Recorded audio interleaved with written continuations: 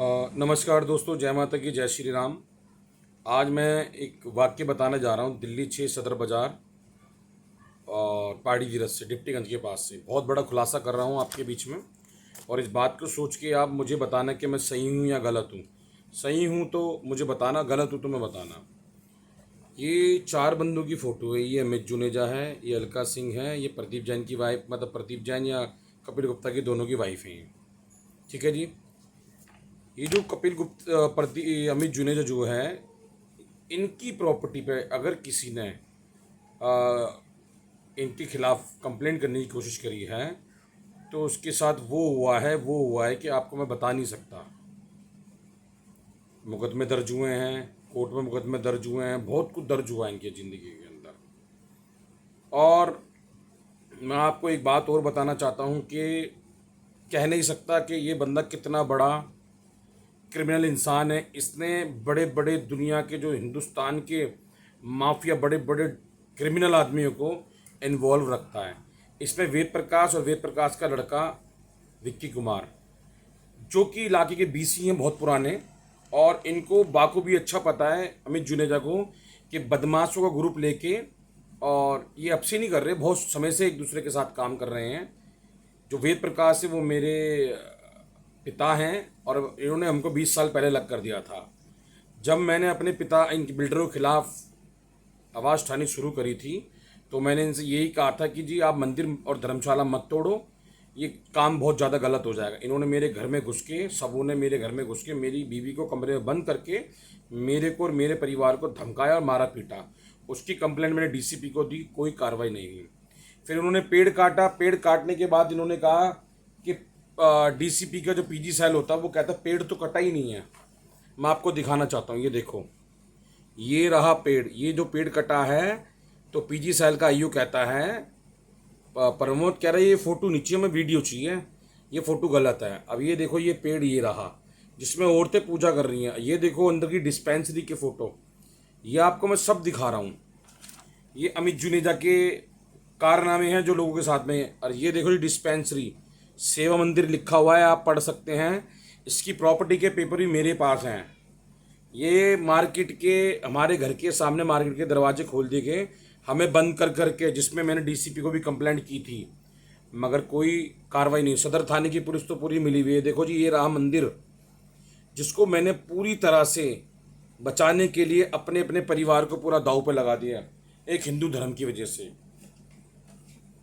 ये रहा कामरा जिसने प्रॉपर्टी अलका को बेची थी दूसरे को पैसे लेके, और हर प्रॉपर्टी में इनके मुकदमे हैं जी, बहुत बड़े बड़े मुकदमे हैं। मैं आपको बता नहीं सकता कि किस तरीके से इन लोगों ने एक बहुत बड़ा शतरंज रचा रखा है। और जिसमें कि मेरे घर के जो मेरे पिताजी हैं वो पुराने, बहुत पुराने खिलाड़ी हैं, जिन्होंने अपने लड़के बीसी को उतार रखा है इलाके के तड़ी पार को। ये जो हेमंत ने मेरा हाथ तोड़ा था, इनको चक्कू से मार दिया था 1992 के अंदर। इन्होंने भी कहा कि मेरा मकान खाली कराने की कोशिश करें, मगर एसीपी विजय रस्तोगी और एसआई समीर मिलके कहते हैं कि कुछ नहीं हुआ। ये देखो, मेरे घर के नीचे मुझे मारा और वीडियो को दूसरी तरीके से दिखा के मेरे केस को कमज़ोर किया जा रहा है, और मेरे को सदर थाने की पुलिस टारगेट कर रही है। आप ये देखें, डिस्पेंसरी को देखो, रोडी बदरपुर, ये बाकायदा डिस्पेंसरी, हजारों लोग दवाइयाँ ले लेके जाते थे। ये देखो, ये बिक्की बीसी बैठा हुआ है, देखो धर्मशाला पे पेड़ वेड़ कटवाए इन्होंने और मुझे अपशब्द गए थे। एक आध फोटो है वो बाद में दिखाऊंगा मैं आपको। ये बेचारे डिस्पेंसरी में रहते थे, इन लोगों को ज़बरदस्ती खाली कराया गया। ये देखो, आपको मैं दिखा सकता हूँ मंदिर के अंदर। मंदिर ये रहा, इसको तोड़ने के लिए उन्होंने पूरा प्रयास किया। डिस्पेंसरी, लड़कियों को सिलाई सेंटर, डिस्पेंसरी वगैरह सब तोड़ के मेरे ऊपर केस लगा दिया गया, क्योंकि हजारों करोड़ की धर्मशाला है ये देखो, ये डॉक्टर साहब थे जिन्होंने सारी ज़िंदगी सेवा मंदिर के अंदर इन्होंने सेवा करी थी। ये मर चुके हैं, नहीं तो मैं इनके सामने सब कुछ दिखा देता। ये सब कुछ मैंने डीसीपी के पीजी सेल में दिए, मगर कोई कार्रवाई, मतलब कि हमारी कंप्लेंट पे कोई कार्रवाई नहीं हो रही। ये देखो, ये हमारा पुराना मंदिर है जिसको हमने ठीक करा के ठीक बनाया था, 1984 का बना हुआ है जी, ठीक है। और ये देखो हमने मूर्तियाँ रखवाई थी। ये मेरा छोटा भाई है, साथ में पीछे गली के लड़के हैं। इसने बचाने के लिए धर्मशाला पे केस किया है। मैंने भी केस किया था, मेरे ऊपर इंजाम लगा के 50 लाख रुपए का अमित जुनेजा ने और एसीपी विजय रस्तोगी ने मेरे ऊपर बहुत सारे केस लगा दिए गए, जिसकी हमने समय समय पे कंप्लेंट कर रखी है, मगर सदर थाने की पुलिस और डीसीपी साहब ने कोई कार्रवाई नहीं करी। मैं आपको सभी को एक बात बताना चाहता हूँ। ये देखो, ये विपिन सोनी करके आदमी था। इनने मंदिर को बचाने के लिए, ये नाम लिखा हुआ, मंदिर को बचाने के लिए एक कंप्लेंट हाई कोर्ट में की गई थी। उसको लेकर वेद प्रकाश के लड़के ने और बाड़े के कुछ मुसलमानों ने घर में आके धमकाया, बहुत अच्छी तरह से धमकाया, और वो यहाँ से घर छोड़ के चले गए, क्योंकि उसको एसीपी ने मरवाने की और केस लगाने की धमकी दे दी गई थी। क्योंकि उसके पापा सरकारी नौकर थे, तो वो डर के यहाँ से चले गए। इतना बुरी तरह धमकाया था। आप ये देखें, ये हेमंत है जिनने 1992 के अंदर मेरे ताऊजी को मारा था, और इन्हें मेरे घर के नीचे आके मेरे पर झूठे केस लगाए अमित जुनेजा और वेद प्रकाश के कहने से। अच्छा, ये सब लोग, वेद प्रकाश, अमित जुनेजा, प्रदीप जैन, ये सब लोग आपसी में वो लेते हैं, क्या नाम है, प्रॉपर्टियाँ लेते हैं। मगर मगर ये क्या करते हैं, प्रॉपर्टी लेके एसीपी ने और कुछ पुलिस वालों ने मिलके इस केस को ना पारिवारिक दिखाने की कोशिश की, जबकि पारिवारिक मैटर नहीं है। हमारे बाप ने हमारे साथ क्या क्या कर रखा है, हमारी घरवालियों के साथ में। ये मेरी एमएलसी रही, ये आपको मैं सब दिखा रहा हूँ। ये मेरी एमएलसी है 2024 की, जिस पे आज तक केस रजिस्टर्ड है। ये मेरे भाई ने करी थी कंप्लेंट, जिस पे आज तक कोई केस नहीं हुआ। मतलब हमने जितनी भी कंप्लेंट करी है उस पर कोई केस नहीं हुआ। बाकी तो मैं, ये बहुत सारी फाइलें हैं जो अभी दिखाने लायक नहीं है, दिखाने के बाद ये सतर्क हो जाएंगे। और ये मैंने कंप्लेंट लगाई थी अमित जुनेजा की और एसीपी विजय रस्तोगी की। कोर्ट में सेटिंग करके मैंने यही कहा था कि जिनकी सीडीआर निकलवाई जाए, और पुलिस को मैंने कहा था, मगर एसीपी ने लिख के मना कर दी थी, कोई सीडीआर की जरूरत नहीं है, या ऐसे कुछ नहीं हो सकता। ये राजू भाटिया है जो अलका सिंह की और अमित जुनेजा की और प्रदीप जैन की प्रॉपर्टी के हिस्सेदार होते। जब ये ज़्यादा काम करते हैं तो वेद प्रकाश जी अपनी बेटी को आगे करके अपने भतीजे से मिलके एक 60 साल के बुजुर्ग को बीसी जो इलाके का तड़ी पार है, उससे इन्होंने उसके ऊपर केस लगवाया, उसको मरवाया पिटवाया। अब आप जानते हो कि बिल्डरों की पुलिस से क्या साठगांठ होती है, और बिल्डर पुलिस के साथ क्या मिलके करते हैं, और इतना बुरा करते हैं कि लोगों के ऊपर झूठे केस लगा के, छोटी मोटी वीडियो एडिटिंग करा के लोगों पे मुकदमे दर्ज कर देते हैं। आज मैं आप सभी से एक बात कहना चाहता हूँ, अगर मैं गलत हूँ, जैसे भगत सिंह को इन लोगों ने मरवाया था, हमारे देश के लोगों ने मरवाया था, ऐसे मुझे फांसी दे दो अगर मैं गलत कर रहा हूँ तो।